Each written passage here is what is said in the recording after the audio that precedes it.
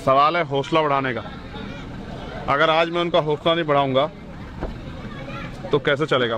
मैं तो इसीलिए पॉलिटिकल पावर हासिल करना चाहता हूं कि लाखों लोगों की मदद पॉलिसी से हो सके। अगर हम ताकत में होंगे तो पॉलिसी बनाएंगे कि जो इस तरह के बच्चे हैं उनको फ्री में शिक्षा मिलेगी और बेहतर से बेहतर मिलेगी। उनके लिए बड़े हॉस्टल टाइप स्कूल भी बना सकते हैं। उनके परिवारों के रखरखाव के लिए जिम्मेदारी भी उठा सकते हैं। जो बीमार है उनके लिए बेहतर इलाज की व्यवस्था भी कर सकते हैं और गाँव तक आगे गाड़ियों कर सकते हैं। बहुत सारे प्लान हैं, लेकिन सवाल यही है कि अभी भी मैं महसूस करता हूँ जितनी हिम्मत हम में है, जो कुछ हम पे है वो समाज का है, और अगर हम उससे किसी की मदद कर दे उसमें कोई बुराई नहीं है। तो मैं कोशिश करता हूँ किसी का हौसला न टूटे। आपने उसका हौसला बढ़ाया, उस लड़की की आंखों में आंसू आ गए। यही मेरे लिए बहुत वो था तकलीफ में। हर व्यक्ति चाहता है कि अच्छी पढ़ाई करे, लेकिन अमीर के लिए तो रास्ते हैं, गरीबों के लिए क्या रास्ते हैं। ये तकलीफ है मेरी और इसको मुझे दूर करना है। बेहतर से बेहतर इलाज, बेहतर से बेहतर आना जाना, रख रखाव, रहना सहना, खाना पीना और सुख सुविधा, ये होनी चाहिए। यही है असल लड़ाई, यही है संविधान का राज। और जब ये आएगा तभी बात बनेगी, इसके अलावा कोई रास्ता नहीं है। अभी जो राज है ना वो संविधान का नहीं है। क्योंकि बाबा साहब ने कहा था संविधान कितना भी अच्छा क्यों ना हो, चलाने वाले हाथ अच्छे नहीं होंगे, उनकी नीयत अच्छी नहीं होगी, नीति अच्छी नहीं होगी, अंतर संविधान बुरा साबित होगा। आज वही हो रहा है। हमारा संविधान हम हर व्यक्ति को प्रोटेक्ट करता है, हर व्यक्ति को सुविधा देता है, हर व्यक्ति को अधिकार देता है, लेकिन सब कुछ होते हुए भी हमारे लोगों को जानवर जैसा जीवन जीना पड़ रहा है। और सामाजिक गैर बराबरी भी अभी जिंदा है। और धर्म के आधार पर जो गैर बराबरी है, जो मुसलमानों के साथ हो रही है, जो सिखों के साथ हो रही है, बुद्धिस्टों के साथ हो रही है, ईसाइयों के साथ हो रही है, वो भी जारी है। और कोई इसके खिलाफ नहीं बोल रहा, ना किसी के एजेंडे में। मुझे इस बात की तकलीफ है कि भारतीय राजनीतिक दलों ने सिर्फ हमें वोटर ही समझा।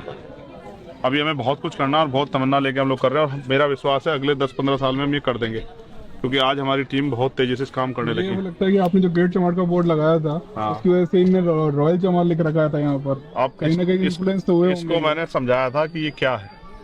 बेसिकली हमारे यहाँ चमार जाति का सर्टिफिकेट बनता है।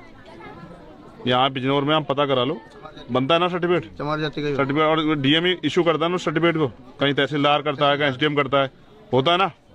जो सेंटर का बनता है उसको डीएम ही करता है ना, ठीक है। उस पर लिखते हैं वो अनुसूचित जाति उपजाति चमार। तो जब मेरे साथ ये विवाद हुआ ना, तो मैंने डीएम साहब के सामने रखा था। वो कह रहे हैं ये आप गलत शब्द यूज कर रहे हैं। तो मैंने उनको बताया कि आपने तो लिख के दिया, तो फिर पहले मुकदमा आप ही के ऊपर कराऊंगा। फिर उन पर जवाब नहीं था। इसलिए मैं तो बाबा साहब, मार्च सत्याग्रह पढ़ोगे ना समझ आ जाएगा। जब मार्च सत्याग्रह हुआ जी, तो बाबा साहब ने अपने लोग कहा कि आज हम सत्याग्रह कर रहे हैं, हम जवाब नहीं देंगे, आज कुछ भी मुसीबत का सामना करेंगे। तो जब सत्याग्रह खत्म हुआ और लाठियां पड़ी सब चीज़, तो बाबा साहब ने कहा जब भी हम इकट्ठा होंगे संकल्प लेंगे। तो आज हम 3 संकल्प लेंगे। पहला कि आज के बाद हम मरे हुए जानवरों का मांस नहीं खाएंगे। दूसरा, कहीं आज के बाद हम कोई गंदा व्यवसाय नहीं करेंगे। और तीसरा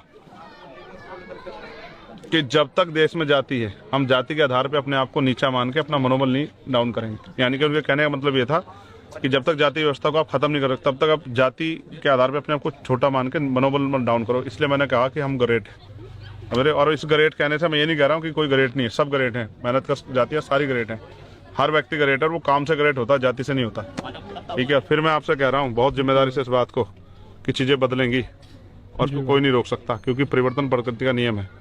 और जो इनको बस कबाब साहब ने कहा गुलाम को गुलामी का एहसास करा दो, अपनी बेटी स्वयं काट लेगा। हम सिर्फ जा के लोगों को कैडर के माध्यम से एहसास करा रहे हैं।